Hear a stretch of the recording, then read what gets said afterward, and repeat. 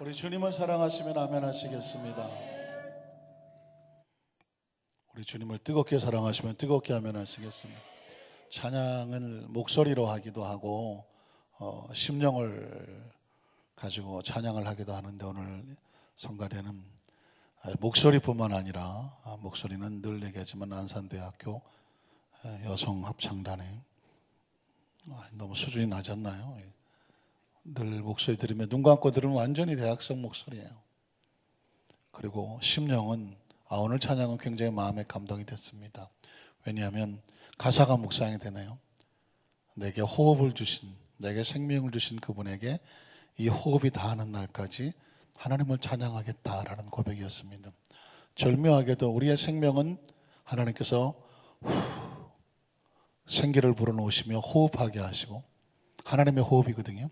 하나님의 호흡이 우리 속에 들어와서 우리로 생명이 얻고 생명이 되게 하시고, 그 생명의 가치는 또 하나님을 찬양하라고 하는 것을 알아서 호흡이 있는 동안에 하나님을 찬양하겠다. 얼마나 귀합니까?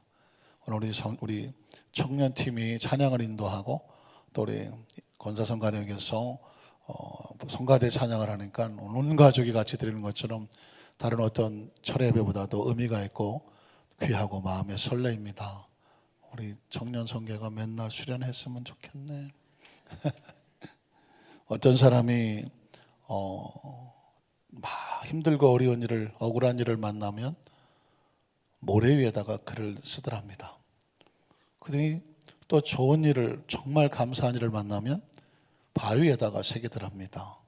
그래서 그 친구가, 자네는 왜 어떤 것은 모래에다 적고 어떤 것은 바위에다 적나? 그랬더니 눈치채셨겠지만 그 친구는 이렇게 말하더랍니다. 너무 힘들고 속상하고 억울하고 그런 일들은 난 항상 모래에다 적어놓네. 이유는 뭘까요? 바람이 불면 날아가 버리니까. 그걸 마음속에 두고 살아가면 내가 못 견딘다네.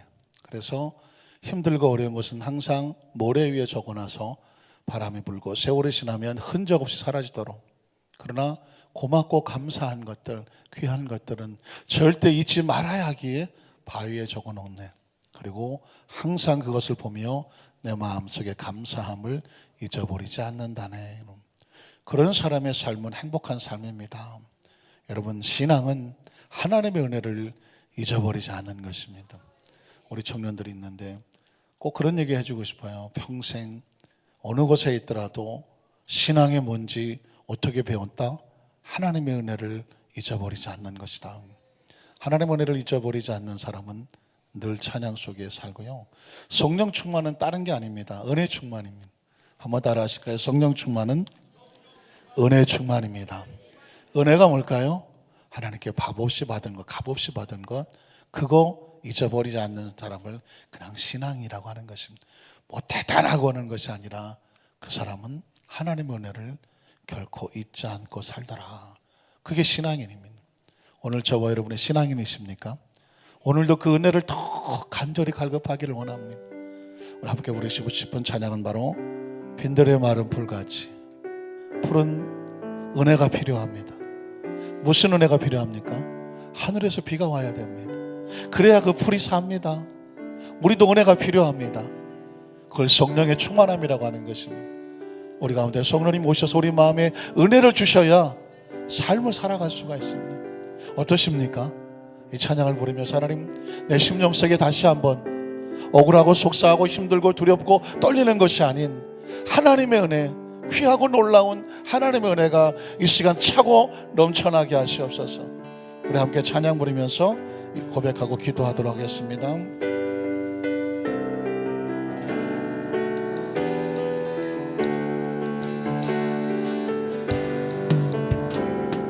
빈들의 마른 풀같이 시들은 나의 영혼, 주님이 약속한 성령 간절히 기다리네. 감으로 메마른 땅에 단비를 내리시듯 성령의 난비를 새 생명 주옵소서. 반가운 빗소리 들려 산천이 춤을 추네. 봄비로 내린 성령 내게도 주옵소서. 가물어 메마른 땅에 가물어 메마른 땅에 단비를 내리시되 성령의 단비를 성령의 단비를 불러 새 생명 주옵소서. 절 따라 울어를 절 따라 울어를 해 조목이 무성하니 갈급한 내 심령 성령을 부으소서. 성령을 부으소서. 가물어 메마른 땅 단비를 내리시되 성령의 단비를 불어 새 생명 주옵소서. 잠드신 사랑의 언약 어길 수 있사오냐. 오늘의 흡족한 은혜 주실 줄 믿습니다. 가물어 메마른 땅에 단비를 내리시되 성령의 단비를 부어 새 생명 주옵소서. 두 손을 가슴에 얹고 가서 잠시 묵상으로 기도합니다. 사랑하는 성도 여러분, 숨이 막히면 살아갈 수가 없습니다. 숨을 쉬려고 몸부림을 치지 않겠습니까? 목이 마르면 물을 찾아서 몸부림을 칩니다.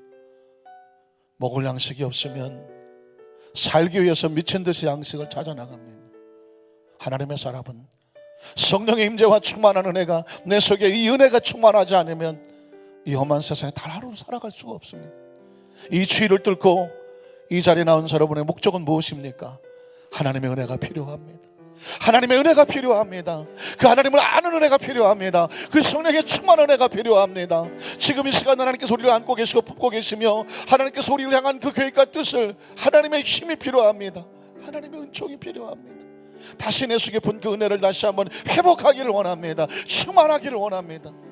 우리 청년부가 수련을 하면서 새로워지기 원하는 것은 내 속에 잃어버린 은혜 회복되기 원합니다. 연약한 은혜 회복되기 원합니다. 다시 채워지기 원합니다. 차고 넘치기를 원합니다. 말씀을 듣기 전에 우리의 심령이 그렇게 은혜를 사모하고 은혜가 채워지길 원하오니 주님 말씀과 기도와 찬양 가운데 하나님의 한량없는 은혜가 우리 가운데 임하게 하여 주시옵소서. 오늘 주 이름은 세 번 부르고 한 통성으로 한 2, 3분 동안만 주님의 은혜를 사모하면서 통성으로 기도합니다. 주여 주여 주여. 하나님의 은혜를 사모합니다. 이미 받은 은혜 회복되기를 원합니다. 우리가 받은 은혜 한량 없습니다. 상상도 안 됩니다. 하나님이 주신 은혜 값을 따질 수가 없습니다. 나를 지으신 하나님, 여기까지 인도하신 하나님, 예수를 구주로 믿고 하나님의 자녀 되어 구원받은 은혜, 성령님을 알고 성령님을 의지하고 성령님의 감동으로 예수를 구주라 고백하며 예배 가운데 하나님을 찬양할 수 있는 은혜. 하나님, 세상은 은혜를 잃어버리게 합니다. 세상은 은혜를 까먹게 합니다. 세상은 하나님은 늘 가치 없다고 말합니다. 하나님의 사람은 은혜로 삽니다. 한량없는 은혜로 삽니다. 이 시간에 우리 마음이 뜨거워지기를 원합니다. 이 추위를 뚫을 수 있는 강력한 성령의 임재와 능력이 이 시간 우리 마음을 뜨겁게 하기를 원합니다. 우리의 심령은 하나님의 은혜가 들어와야 삽니다. 다시 한번 우리 심령이 뜨거워지게 하나님 채우소서. 참되신 사랑의 언약, 참되신 사랑의 언약 어길 수 있어. 오늘의 흡족하니, 오늘의 흡족하니 주실 줄 믿습니다. 주실 줄 믿습니다. 가물어 메마른 땅에, 가물어 메마른 땅 단비를 내리시되 성령의 단비를 부어 새 생명 주옵소서. 가물어 메마른 땅, 가물어 메마른 땅 단비를 내리시되 성령의 단비를 부어 새 생명 주옵소서. 하나님 아버지 감사합니다. 한 주간 이 닷새 동안에 삶의 현장에서, 세상에서 얼마나 많은 시달림이 있고 아픔이 있고 상처가 있고 부딪힘이 있었습니까? 하나님의 은혜를 다 잊어버리고 깎아먹고 은혜를 하나님 망각하고 기억지 못하고 얼마나 아프고 힘들고 눈물 나고 때로는 짜증을 내고 두려워하고 속상하고 부딪히고 살았을까요? 하나님 앞에 나왔을 때 우리가 구하는 것은 하나님의 은혜입니다.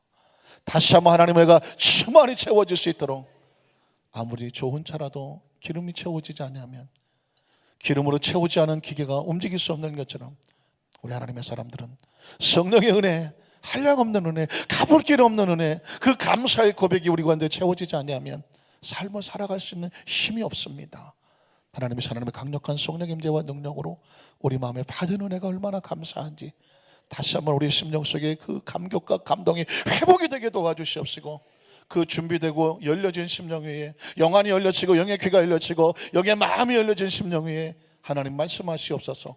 성령께서 친히 말씀 가운데 역사하시고 운행하시고 치료하시고 하나님의 마음으로 가득 채우는 귀한 시간 되게 도와주시옵소서. 예수님 이름으로 간절히 기도드리옵나이다. 아멘. 적어도 3분 이상에게 성령으로 충만하십시다. 할렐루야. 오늘 날씨가 많이 춥기는 추운 것 같습니다. 오늘 많은 분들이 못 오셨는데요, 그러나 또 추위를 뚫고 나오게 한 것은 바로 성령의 능력인 줄로 믿습니다. 한번 따라하실까요? 베드로의 첫 번째 메시지, 이런 제목으로 말씀 은혜를 나누기 원합니다. 베드로는 성령을 받기 전에는 너무너무 초라하고 가슴 아픈 과거를 가지고 있었습니다. 우리가 너무나 잘 알고 있는 것처럼 그는 원래 갈릴리 호숫가에서, 너무 크기 때문에 바닷가라고도 부르기도 하지만 엄밀한 의미에서 보면 호수이죠, 그곳에서 고기를 잡고 사는 어부였었습니다. 아주 지극히 평범한 사람이었습니다. 그런데 예수님께서 베드로를 만나고 난 다음에 이렇게 말합니다. 나를 따라오너라. 이제부터 너는 고기를 잡는 어부가 아니라 무엇을 잡는? 사람을 낚는 어부가 되게 하리라. 고기를 잡는 어부는 이 세상의 직업입니다. 그러나 사람의 영혼을 하나님께로 인도하는 것은 3차원의 이야기가 아닙니다. 이건 4차원적인 눈에 보이지 않는 영혼을 건지는 하나님의 나라 속에 있는 사명을 말하는 것이었습니다. 이미 예수님은 베드로를 이 3차원의 세상 속에서 4차원적인 사명으로 구분시켜 놓았습니다. 그러나 정작 베드로는 자신이 이 4차원의 하나님의 나라 속에 들어와서 하나님의 사명을 지고 있는 그런 존재라는 사실을 꿈에도 몰랐습니다. 아시는 것처럼 3년 반 동안에 예수님의 말씀을 끊임없이 들었습니다. 수많은 기적을 현장에서 보았습니다. 그럼에도 불구하고 베드로는 이 말씀과 이 수많은 기적들이 하나님의 나라 속에서 왔다는 사실을 아직도 깨닫지를 못하고 있습니다. 그저 마술사가 놀랍게 기적을 행하거나 아주 특별한 사람에게 특별한 역사가 나타나는 정도로 알았던 것 같습니다. 모든 제자들이 다 그랬습니다. 오죽하면 예수님께서 사람들이 나를 누구라고 하느냐라고 물었을 때 선지자, 엘리야, 에레미야, 그냥 조금 뛰어난, 그냥 조금 특별한 능력이 있는 그런 사람 정도로 여겼습니다. 예수님은 대답이 없었습니다. 기억하십니까? 그때 베드로는 뜬금없이 이런 고백을 해버립니다. 주는 그리스도입니다. 살아계신 하나님의 아들입니다 라고 말합니다. 이게 무슨 뜻인지 베드로는 지금 모르고 있는 것 같습니다. 주, 나의 주인이십니다. 그리스도, 메시아, 기름 부은 자, 구약 성경 속에 예언되어 있는 하나님의 말씀이 완성되어 있는 하나님의 아들, 살아계신 하나님의 아들. 그 단어는 3차원적인 이야기가 아닙니다. 하나님의 나라 이야기입니다. 4차원적인 이야기입니다. 그 고백을 했을 때 예수님이 깜짝 놀라죠. 그리고 말합니다. 바요나 시몬아, 내가 복이 있도다라. 그러면서 예수님 말씀은, 그러나 이것을 내게 알게 하시니는 안타깝지만 혈육이 아니다. 머리가 좋아서 부모를 잘 만나서 좋은 학교를 나와서 한 것은 아니다. 이것을 내게 알게 하시니는 하늘에 계신 하나님 아버지다. 눈치채셨습니까? 하늘은 이 세상이 아닙니다. 하나님은 이 세상 존재가 아닙니다. 그 아버지는 우리 아버지, 육신의 아버지가 아닙니다. 지금 예수님은 철저하게 하나님의 나라 4차원의 세계에 대해서 말씀을 하고 있습니다. 그러나 베드로는 제가 아까 뜬금없이 말했다고 말했는데 자기가 한 고백이 얼마나 놀라운 고백인지를 인식을 못했기 때문에 예수님께서 그때부터 내가 고난을 당하고 장사된 바 될 거다, 그리고 다시 부활할 거다라는 말을 하기 시작합니다. 그때 여러분 아시는 것처럼 베드로가 갑자기 예수님의 멱살을 붙잡고 흔들어대면서 어떻게 그러실 수 있습니까? 그리하지 마시옵소서 라고 말합니다. 우리가 어떻게 당신을 따라다니는지 아십니까? 그물을 다 던져버리고 평생 직업으로 삼던 그물 던지고 배 던져버리고 오로지 당신에게 인생을 걸고 우리가 각자 다 이렇게 쫓아와서 12명이나 당신을 따라다니는데 당신이 갑자기 핍박을 당하고 고통을 당하고 십자가에 죽어버리면 우리는 어쩌란 말입니까? 그리하지 마시옵소서라고. 심지어 멱살을 붙잡고 흔들 정도라고, 항변한다, 나는 그런 단어라고 말했습니다. 그때 예수님께서 말씀하죠. 베드로를 향해서 사탄아 물러가라고. 네가 하나님의 일을 방해하고 있다라고 말하고 있습니다. 그러니까 제가 아까 베드로의 뜬금없는 고백이었다고 말했죠. 주는 그리스도시요 살아계신 하나님의 아들이라는 사실을 정말 믿었다면 베드로는 예수님께서 하시고자 하는 하나님의 그 4차원의 하나님의 나라 속에 하시고자 하는 것에 기꺼이 주님 이 때를 기다렸습니다. 우리가 저 그물을 집어 던진 까닭은, 고기를 잡는 배를 집어 던진 까닭은 바로 하나님의 나라 속에 들어가고 하나님의 나라 일을 하기 위해서, 사람 낚는 어부가 되기 위해서 이 때를 기다린 것입니다. 주님, 우리는 주와 함께 죽겠습니다. 그리고 주님이 부활하신다면 우리도 함께 부활할 것을 믿습니다. 이렇게 고백했으면 얼마나 멋있었을까요? 그러나 안타깝게도 베드로의 머릿속의 의식 속에는 예수님 말씀하신 하나님의 나라 개념도 없었던 것 같습니다. 예수님께서 십자가에 처형되기 위해서 채찍에 맞고 골고다 언덕길을 올라가는 그 상황 속에 베드로는 눈꼽만치도 보이지를 않습니다. 처참하게 도망쳐버리고, 아시는 것처럼 그 장면만 하면 정말 처참할 정도로 예수님이 피투성이 되는 그 장면 가운데 베드로는 고개를 쳐박고 그 모닥불 뒤에 한 계집종이 말 한마디에도 두려워 떨면서 예수를 모른다고 부인하고 말은, 아주 영적으로 보면 너무 지푸라기처럼 불에다가 집어 던지면 순식간에 불티가 돼서 날아가 버리는 것처럼 처참하게 얼굴어지고 있는 나약한 모습을 보게 된다는 것입니다. 이게 바로 하나님의 나라를 알지 못하는, 이 4차원의 신앙이란 개념이 없는, 지금 예수님께서 말씀하시는 하나님의 세계에 대해서 요만큼의 개념도 없는 베드로의 모습입니다. 그냥 예수님을 따라다니면 놀라운 기적이 나타나고 수많은 병자가 낫고 상상할 수 없는 일이 나타나고 많은 사람들이 막 따라다니니까 뭔가 된 것 같은, 그래서 막 씩씩거리고, 야, 예수님만 따라다니면 팔자가 고쳐지겠구나, 뭐 그런 기대감을 가지고 제자들끼리 모이면 그런 짓을 했습니다. 예수님께서 만약에 이 나라를 지배하시면 우린 뭐가 될까? 네가 높을까 내가 높을까? 그런 고백을 하고 있었다는 것입니다. 자, 그러던 그 베드로에게 전혀 운명의 파로담이 삶의 방향이 바뀌는 사건이 바로 오순절 마가다락방의 성령 충만의 사건입니다. 성령을 받고 나서 베드로는 전혀 다른 사람이 됩니다. 겉모습은 똑같고 살아온 삶도 똑같고 뭐 언어 똑같고 달라질 게 하나도 없는데 그 속에서 나오는 말이 다르다는 것입니다. 예수를 3번이나 모른다고 부인하던 그 베드로, 처참하고 비겁하고 비굴했던 그 베드로, 도대체 무슨 일이 났길래 그 속에서 나오는 단어가 전혀 상상치 못한 말이 나오냐는 것입니다. 우린 지금 사도행전 6장을 말씀을 나누고 있는데 백업을 해서 사도행전 2장 말씀 있는 것은 갑자기 마음의 감동 가운데, 원래 사도행전은 무슨 행전이라고 말하죠? 성령행전. 총 28장으로 되어 있는데 사도행전은 사도들의 행전인데 실제로는 성령의 행전이고, 그런데 왜 사도행전이라고 말하냐면 그 사도들이 성령과 함께 행한 기록을 적어놓은 것이 사도행전인데, 총 28장 가운데 1장부터 12장까지는 베드로 사도의 이야기입니다. 베드로 사도가 사역한 내용이, 성령의 사역이, 다시 정확히 말하면 성령이 베드로를 통해서 사역한 내용이 1장부터 12장까지 있고 13장부터 28장까지는 바울 사도, 성령께서 이 바울 사도와 함께 행하신 그 사역이 기록되어 있습니다. 그래서 베드로와 바울의 사도, 이 두 사도에 기록되어 있는 내용이 바로 사도행전입니다.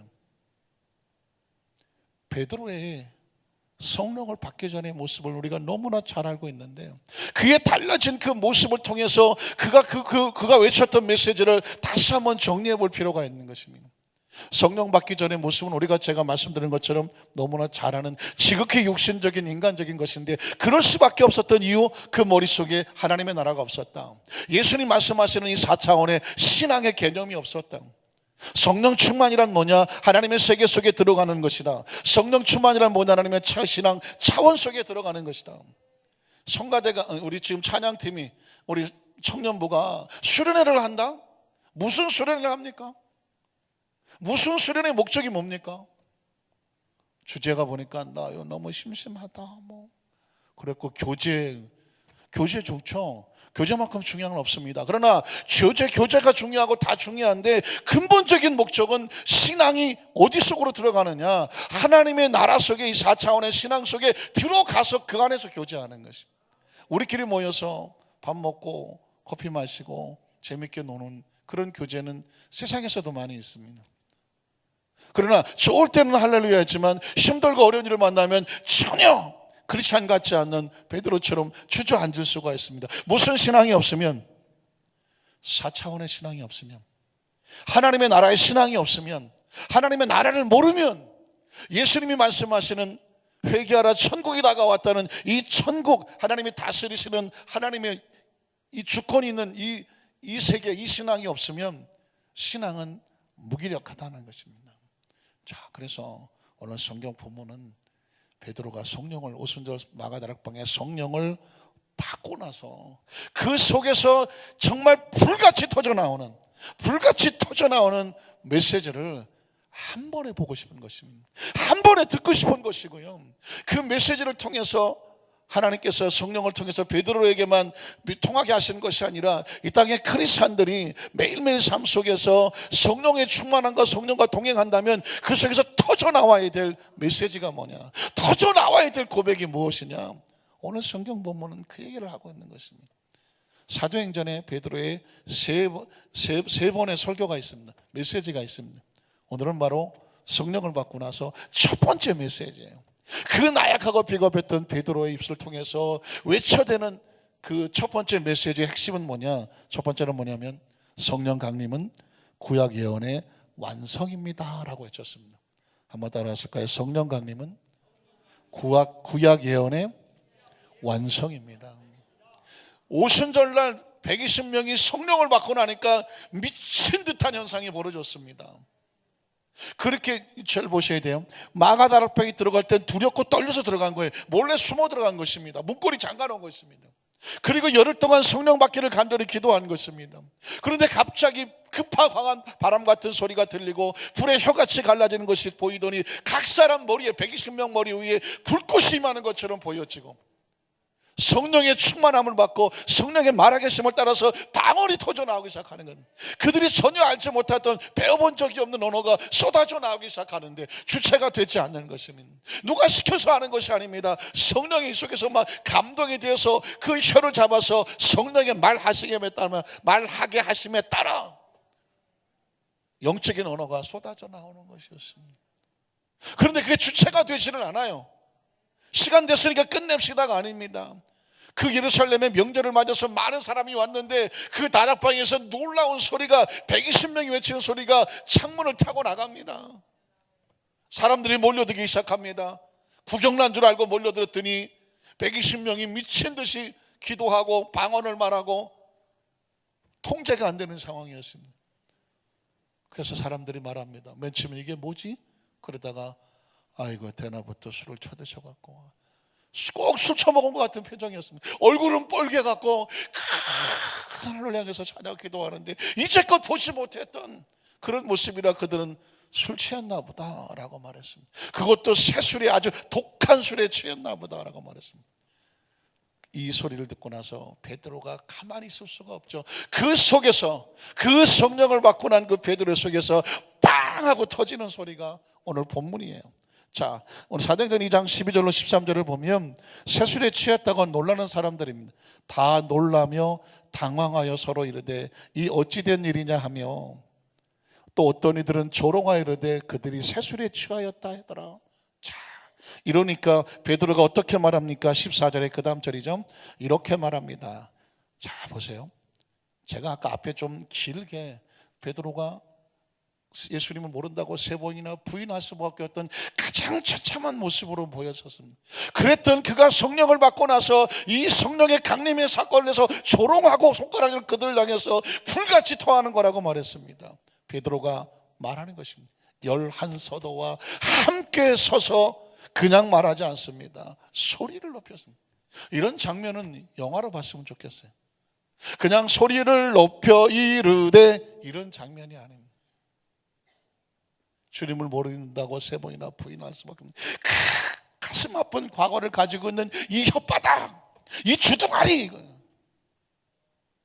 이 입술을 통해서 나오는 말이 있는 거예요. 소리를 높여 이르되 유대인들과 예루살렘에 사는 모든 사람들은 이 일을 너희로 알게 할 것이다. 베드로가 무슨 자격이 있나요? 자기가 뭘 알아요? 그런데 성령께서 지금 베드로를 사용하신다는 건 베드로의 언어가 아니죠. 누가 말씀하십니까? 성령이 베드로를 통해서 그 놀라는 사람들에게 외치고 있는 것입니다. 이 유대성과 이 예루살렘 모든 사람들아, 이 일로 너희를 알게 하겠다. 내 말에 귀를 기울여라 하고 말하는 것입니다. 그들은 깜짝 놀랐을 것입니다. 저 볼품없고 초라하고 어디서 본 듯한데 뭐 그 똑똑한 말 한마디 나올 것 같은 아주 초라한 베드로가 서서 외치는 것, 예수가 죽었다고 두려워 떨며 숨어 다니던 무리들이 갑자기 서서 외치는 것입니다. 그 다음 절 볼까요? 때가 제3시다. 6을 더하면 우리나라 시간과 같아요. 아침 9시예요. 너희 생각과 같이 이 사람들이 취한 것이 아니다. 빨리빨리 넘어가요. 이는 곧 선지자 요엘을 통하여 놀라운 사실입니다. 그 짧은 시간에 베드로가 이 성령의 세례가 임하는 것이 요엘을 통해서 된 거 어떻게 알았을까요? 놀라운 것은 예수님이 그렇게 말씀하셨습니다. 내가 아버지께로 가면 다시 와서 너희로 그동안 나에게 들은 것을 다 생각나게 할 것이라고 말했습니다. 성령께서 너희를 통해서 나를 증거하게 될 것이라고 말했습니다. 베드로가 지금 하나님의 말씀을 예수님도 그동안 3년 반 동안 들었던 말씀이 그때는 엉망진창 그냥 좌충우돌이었었습니다. 성령이 들어오시니까 놀랍게도 그에게 지혜로 임재해 주시는 것입니다. 그리고 말씀을 정리하기 시작합니다. 그리고 선포하기 시작합니다. 이 성령이 충만한 사건은 선지자 요엘을 통하여 말씀한 것이니 일렀으되, 그러면서 선포되는 것이 바로 요엘의 예언된 말씀입니다. 하나님 말씀하시기를 말세에 내가 내 영을 모든 육체에게 부어줘야 된다. 이미 하나님께서는 십계명을 가슴에 주셨지만 인간의 힘으로 지켜낼 수가 없어. 올바로 살아야 된다는 거, 올바로 하나님 섬겨야 되는 거 알지만 인간의 힘으로 안 되는 거죠. 어떻습니까? 지혜로 됩니까? IQ로 됩니까? 성품으로 됩니까? 하나님은 그걸로 섬겨지는 것이 아닙니다. 영은 영으로만 되는 것이에요. 그러니까 하나님께서 내가 말세에 내가 내 영을 모든 육체에게 부어줄 것이다. 육체는 영이 들어와야 하나님의 자녀가 됩니다. 너의 자녀들은 예언을 하게 될 것이다. 너의 젊은이들은 환상을 보게 될 것이다. 예언도 4차원이고 환상도 4차원이고 너의 노인들은 무엇을 줍니까? 꿈을 꿉니다. 환상과 꿈과 그리고 예언한다, 언어한다, 이건 전부 4차원적인 것입니다. 4차원의 영성은 여기서 나오는 것이죠. 하나님이 여기 들어온 사람은 하늘의 꿈을 꾸게 됩니다. 하나님이 여기 들어오면 하나님의 말을 하게 됩니다. 하나님이 여기 들어온 사람은 하나님의 생각을 갖고 비전을 갖게 됩니다. 그게 성령이 오셔서 우리로 하여금 하나님의 나라의 꿈을 꾸게 하는 것이죠. 그리고 그때가 내 영을 내 남종과 여종들에게도 부어주리니 그들이 예언할 것이고, 하나님의 말씀은 예언입니다. 약속이기 때문에 예언되죠. 또 위로 하늘에게서는 기사를, 아래로 땅에서는 징조를 베푸리니 곧 피와 불과 연계다. 이 마지막 시대에 죄가 임한 죄에는 심판이 다가오거든요. 이미 죄 속에 들어간 사람들은 심판이 따라오는 것입니다. 그 심판의 세상 속에서 하나님의 영이 하나님 백성들을 따로 분리시키는 것이죠. 주의 크고 영원한 날이 이르기 전에 해가 변하여 어두워지고 달이 변하여 피가 될 것이다. 누구든지 주의 이름을 부르는 자는 구원을 받으리라. 구원은 건져내는 것입니다. 그러니까 성령은 오셔서 예수의 이름을 통해서 주의 이름을 부르는 자를 건져내서 성령 영을 부어주셔서, 똑같은 흙덩어리들인데, 우리 몸은 흙덩어리 아닌가요? 똑같은 흙덩어리들인데 성령을 주셔서 하나님을 알고 예비하면서 구별시켜버리는 것이죠. 오늘 이들이 성령을 받고 방언을 말하고 성령의 충만 역사가 나타나는 건 바로 이 구약시대에 예언된 하나님의 말씀이 너희 가운데 성취된 것이다. 믿으십니까? 성령의 충만한 지혜가 들어오면요, 하나님의 말씀이 예언된 것이 믿어지고 기대하게 되고 그 성취를 보게 됩니다. 이 말씀은 성령이 강림 사건이구나가 아니라 하나님의 약속의 말씀은 예언되면 성취된다. 믿으십니까? 오늘 저와 여러분 얼마나 놀라운 소식입니까? 늘 말씀을 끼고 살고 말씀을 들고 살잖아요. 그런데 하나님의 말씀이 예언되면 어떻게 된다? 믿는 자에게 성취된다고 말했으니 이게 없으면 말씀을 뭐 하려고 배우나요? 말씀이 무슨 약속의 의미가 있나요? 예수님도 예언 완성이었습니다. 아시는 것처럼 마태복음 1장 20절로 23절에 보면, 이를 생각할 때 주의 사자가 현몽하여 이르되 다윗의 자손 요셉아, 내 아내 마리아 데려오기를 무서워하지 말라. 그에게 잉태된 자는 성령으로 된 것이라. 아들을 낳으리니 이름을, 아들을 낳으리니 예언이에요. 그죠? 미래에 될 일입니다. 이름을 예수라 하라. 이는 그가 자기 백성을 그들의 죄에서 구원할 자이심이라 하니라. 이 모든 일이 된 것은, 성경 속의 모든 일들은, 하나님 안에서의 모든 일들은 주께서 선지자로 하신 말씀을 뭐하려? 이루리에요. 이루리 하심이니라 이르시되. 예언이 뭘까요? 보라 처녀가, 이사야서에 있는 예언, 보라 처녀가 잉태 아들을 낳을 것이요 그 이름은 임마누엘이라 하리라 하셨으니, 이를 번역한즉 하나님이 우리와 함께 계시다 함이라. 그래서 사랑하는 성도 여러분, 그렇습니다. 우리가 예수를 믿는 것은, 말씀을 지금도 듣고 있는 것은, 이 말씀을 듣는 가운데 어떤 사람에게는 지금 이 시간 하나님의 영이 임재하셔서 심령을 끓게 하시는 거죠. 또 어떤 사람에게는 이 선포된 말씀이 예언이 되는 것입니다. 그 말씀 붙여주고, 하나님 이 말씀이 나에게 약속의 말씀인 줄로 믿습니다. 그 말씀 붙잡은 사람에게 그 말씀이 그 사람에게 뭐가 되느냐? 현실이 되는 것입니다. 다른 말로 바꾸면 예언이 현실되는 것을 이루려라고 말합니다. 이루어진다고 말씀하는 것입니다. 사랑하는 성도 여러분, 우리가 우리는 이미 오신 예수님을 믿고 있죠. 그래서 우리가 믿는 예수님은 뭐냐? 또 다시 오실 예수님이죠. 다시 오실 예수님 예언을 하십니까? 요한복음 14장 1절로 6절인데요. 이 점 기억하셔야 돼요. 너희는 마음에 근심하지 말라. 하나님을 믿으니 또 나를 믿으라. 내 아버지 집에 거할 것이 많도다. 그렇지 않으면 너희에게 일렀으리라. 내가 너희를 위해서 거처를 예비하러 가노니라고. 예수를 믿는 사람이라면 이 말씀에 엄청난 반응이 있어야죠. 엄청난 흥분이 있어야 됩니다. 바람 따라 구름 따라 지나가는 나그네처럼 오늘 갑자기 이 세상에 먼지처럼 내려와서 한평생 살다가 흔적 없이 나그네처럼 사라지는 이런 존재가 아니라는 것이죠. 이 땅에 예수를 믿는 자에게 영안이 열려지는데, 영의 귀가 열려지는데, 내가 너희를 위해서 거처를 예비하러 어디로 갑니까? 하나님의 나라를 갑니다. 우리가 기대하는 저 4차원의 천국의 나라를 가는 것입니다. 이 4차원이 있을 수밖에 없는 거죠. 3차원은 시간과 공간이 제한되어 있지만 4차원은 3차원을 품고 있거든요. 여러분, 차원이라고 하는 것은 1차원은 점이에요. 그 점은 뭐가 품고 있었나요? 면이 품고 있거든요. 1차원은 2차원이 품고 있습니다. 그러니까 면 안엔 1차원이 품겨져 있는 것이고, 그 면과 면이 부딪히면 공간을 만들어내죠. 공간이 만들어지고 부피가 생기면 3차원이라고 말하는 것입니다. 그러니까 3차원은 2차원을 품습니다. 이 공간들은 면을 품어서 입체가 되는 것이죠. 그 입체의 시간과 공간의 이 제한을 받는 3차원은 누가 품고 있을까요? 4차원이 품고 있는 것입니다. 시간을 벗어나고 공간을 벗어나면 거긴 4차원의 영적인 차원이 있는. 그래서 꿈을 꾸는 것이, 꿈에는 시간 제한이 없잖아요. 생각에는 시간 제한이 없습니다. 그러니까 우리가 이 시간 제한, 우리가 살고 있는 세계가 전부 다인 줄 알지만 이 3차원은 4차원이 품고 있는 것입니다. 이 4차원의 세계를 알아야 지금 예수님께서 내가 너를 위해서 거처를 예비하러 간다고만. 어디로 갑니까? 미국으로 갑니까? 우리 몰디브로 가서 모리또인가 하러 갑니까? 어디로 갑니까? 지금 예수님은 철저하게 하나님의 나라, 4차원의 나라, 영의 나라, 보이지 않는 나라, 이 우주 바깥의 나라, 우리가 세상에 태어나기 전에 있었던 나라, 이 세상을 끝나면 가는 나라, 믿으십니까? 이건 변할 수 없는 진리거든요. 어떠십니까? 예수님은 이걸 염두에 두고 아주 자연스럽게 말씀을 하는 거죠. 예비하러 간다. 제자들은 모릅니다. 우리는 압니다. 그래서 우리는 아멘을 하는 것이고 제자들은 아멘이 안 됩니다. 가서 너희를 위해서 거처를 예비하면 내가 뭐 해서? 다시 와서. 이게 바로 second coming이라고 말하는 거예요. 예수님이 다시 오신다. 한번 따라 하실까요? 예수님이 다시 오신다. 구약 시대에는 메시아가 오기를 그렇게 기다렸습니다. 이미 신약세는 예수님이 오신 예수님이에요.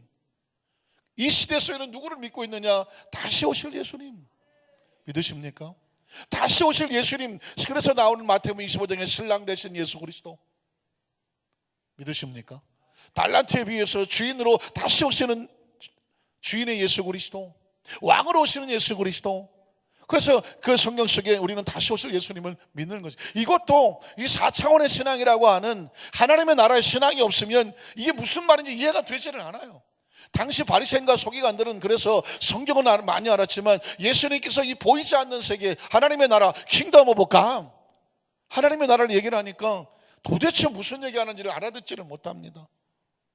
그러나 예수님은 계속해서 보이지 않는 나라, 보이지 않는 세계, 이 4차원의 세계에 대해서 계속해서 말씀을 하고 있습니다. 심지어 제자들조차도 안타깝지만 3년 반이나 하나님의 나라를 얘기했는데 제자들은 몰랐습니다. 그런데 그것을 우리가 알고 있다는 것이 얼마나 놀라운지 몰라요. 저는 그 전에 예수님을 따랐던 제자들이 제일 부러웠어요. 아니, 지금도 70억인데 어마어마한 사람들이 이 지구를 살다 갔잖아요. 그런데 이 땅에 태어났던 인간들 가운데 가장 부러운 사람이 누구예요? 예수님과 동시대에 같이 달아났던 그 3년 6개월도 다녔던 그 제자들 아닌가요? 여러분은 혹시 누구신가요? 전 그 제자들이 제일 부럽더라고요. 그러나 이제는 안 부러워. 왜 안 부럽냐? 그들은 안타깝게도 예수님과 함께 있으면서도 이 4차원의 세계를 몰랐어요. 이렇게 내가 다시 와서 너를 나인대로 데려갈게 해도 못 알아들었어요. 그러나 우리 여의도 순무한산교회 성도들은 안다 모른다. 안다 모른다. 우리 청년부는 안다 모른다. 내일 볼링 치러 갈 생각만 하는 거 아니죠? 안다. 이거부터 놀라운 비밀은 없는 거예요. 자, 그래서 내게로 영접하여 어떻게 해요? 그 다음 절, 나 있는 곳에 너희도 있게 하리라. 이거면 끝나는 거 아닌가요? 갈 데가 있다니까요. 갈 데가 있는 거예요. 이 세상을 짧게 살던 오래 살던 1000년을 살던 만년을 살던 갈 데 없는 인생은 끝난 거예요. 그러나 예수를 믿고 우리는 뭐 할 데가 있다? 갈 데가 있는 거예요.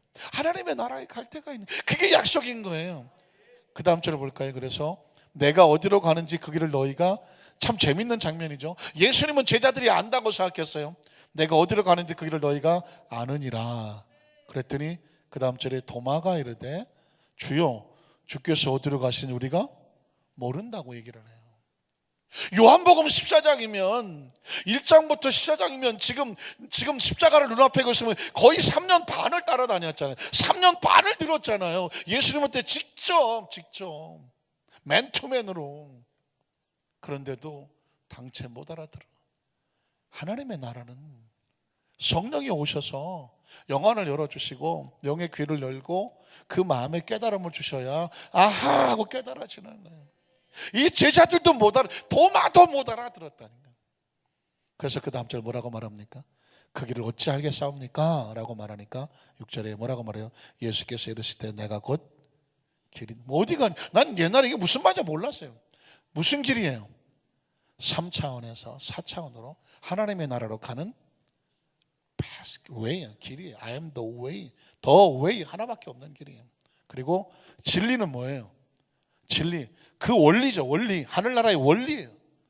딱 하나밖에 없는 원리. 그리고 생명, 이 생명은 이 세상에서 1000년 만년 사 육체의 생명이 아니라 육신의 생명을 먹고 하늘에 사는 영원한 생명을 말하는 것입니다. 믿으십니까? 그러니까 이 4차원의 눈을 뜨게 되고 말씀을 알게 되면 예수님이 말씀하신 모든 게 뻥 뚫리는 거예요. 창세기부터 계시록까지 뻥 뚫리는 것입니다. 이 신앙의 눈이 열려 갖고 있지 않으면 성경을 이건 알겠고 저건 모르겠고 하게 되는 것입니다. 베드로가 이거를 몰라서 예수를 코앞에 두고도 도망을 쳤습니다. 두 번째로, 그래서 예수님께서 부활하셨다라는 것을 베드로는 외칩니다. 전 말씀을 묵상하다가 여기서 감격했어요. 예수의 부활을 몰라서 예수를 코앞에 두고도 모른다고 세 번이나 부인하고 도망을 쳤는데 이 베드로가 부활만 알았으면 베드로가 도망쳤겠습니까? 멋있게 그냥 내가 예수의 수제자다, 나도 못 박아라, 어차피 한 번 사는 거. 그랬으면 얼마나 좋았겠어요. 그 부활을 몰라서. 그런데 성령을 받고 나니까 베드로에게 놀라운 무장이 생깁니다. 놀라운 고백이 생깁니다. 예수가 부활했다라고 말합니다. 성경 볼까요? 사도행전 2장 22절로 23절입니다. 이스라엘 사람들아 이 말을 들어라. 제가 만약에 드라마를 써서 영화를 나와서 베드로 역할을 맡았다면 이스라엘 사람들아 내 말 좀 들어봐라. 눈물을 흘렸을 것 같아요. 내가 어떤 사람이냐?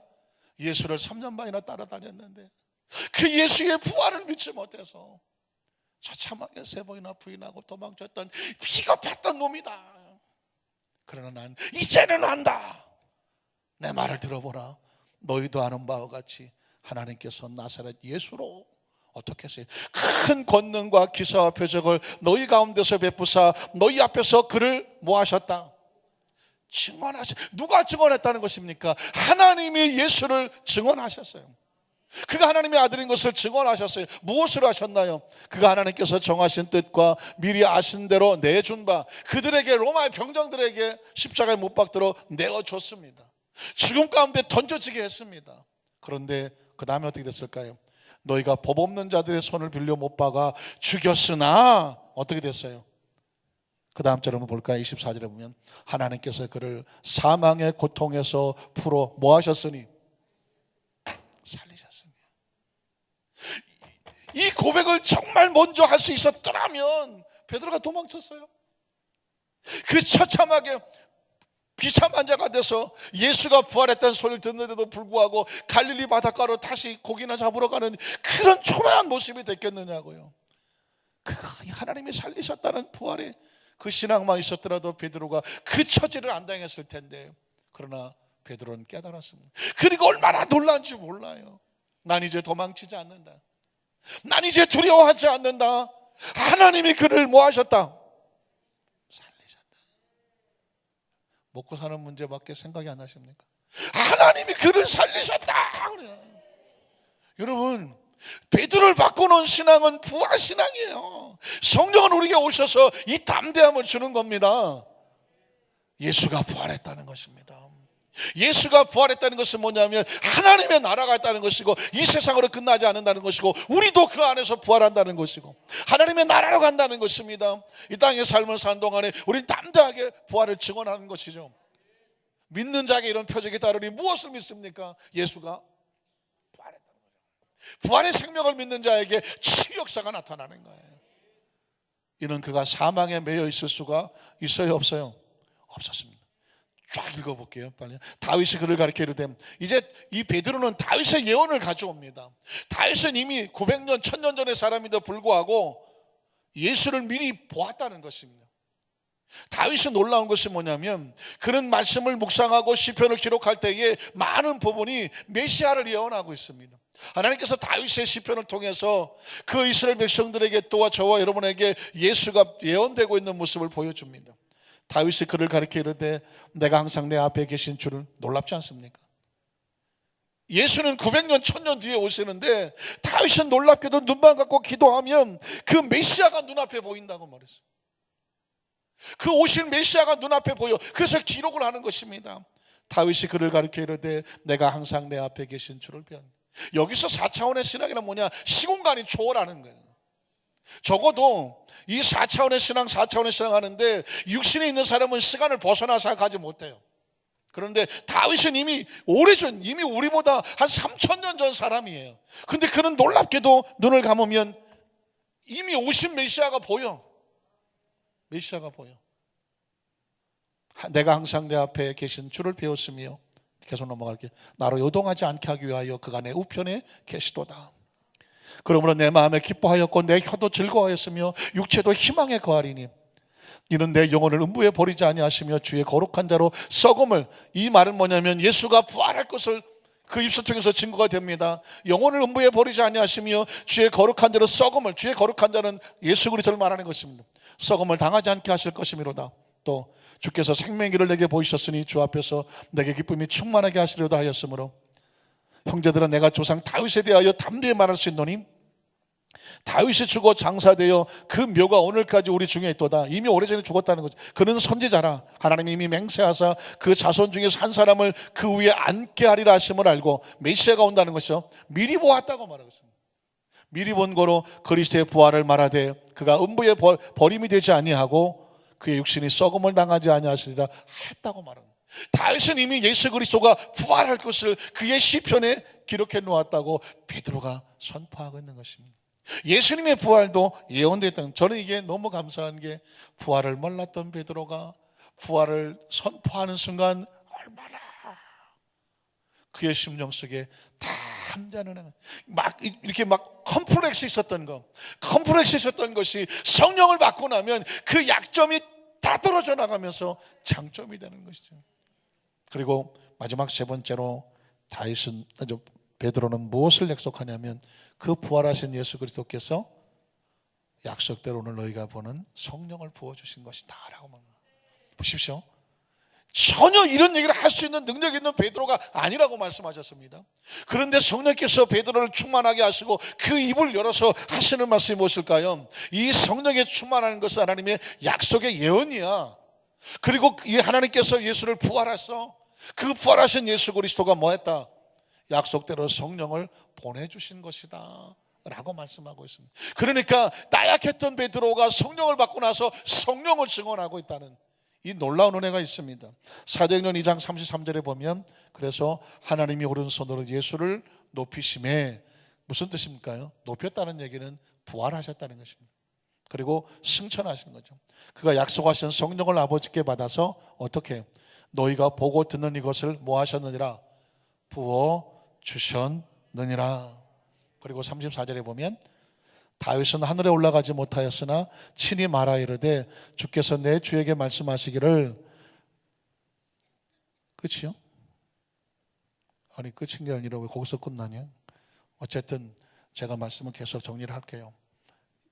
베드로가 그 마음속에 이 성령 충만한 사건을 이 사람들에게 설명을 해야 되는데 이 성령에 충만한 것은 갑자기 생겨난 현상이 아니에요. 어떤 신비한 현상으로 있다 없어지는 게 아니라 이 현상은 이미 오래전에 하나님이 구약 성경 속에 예언된 것이고 이미 예수님이 십자가 지시기 전에 제자들에게 보혜사 성령님 약속하신 것이고 아마 지난 특별 새벽 예배 동안 11절 동안 3일 동안 얘기할 때 제가 보혜사 성령님 요한복음 14장 요한복음 14, 15, 16 계속 보혜사 성령님 말씀을 드렸습니다.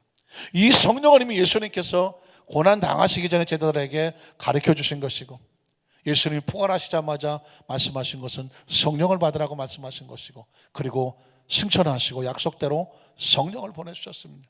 그러니까 이 성령님은 예수님을 믿는 크리스찬들에게 예수님과 함께 동일하게 같이 계셔야 된, 그걸 제가 요한복음 14장에는 또 다른 보혜사라고 말씀했습니다. 근데 예수님을 구주로 믿는 사람들에게 예수만 믿고 구원받는 것이 우리가 전부 다인 줄 알았어요.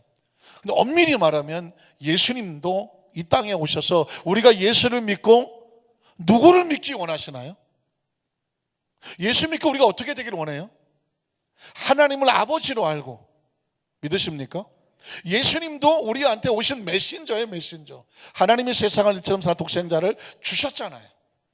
그를 믿는 자마다 예수를 믿음으로 멸망을 안 당하고, 예수를 믿음으로 영생을 얻고, 예수를 믿음으로 하나님 아버지께로 가고, 예수를 믿으면 하나님을 아버지라고 부를 수 있게 되고, 예수를 믿음으로 우리 하나님의 자녀가 되고, 예수를 믿어 하나님 나라의 백성이 되고, 이 땅의 삶을 사는 동안에 하나님의 자녀답게 살고 증인의 삶을 살고, 그리고 이 땅을 떠날 때에 하나님 아버지께로 가요. 그러면 예수님 당시에는 예수님이 그것을 가르쳐 주셨습니다.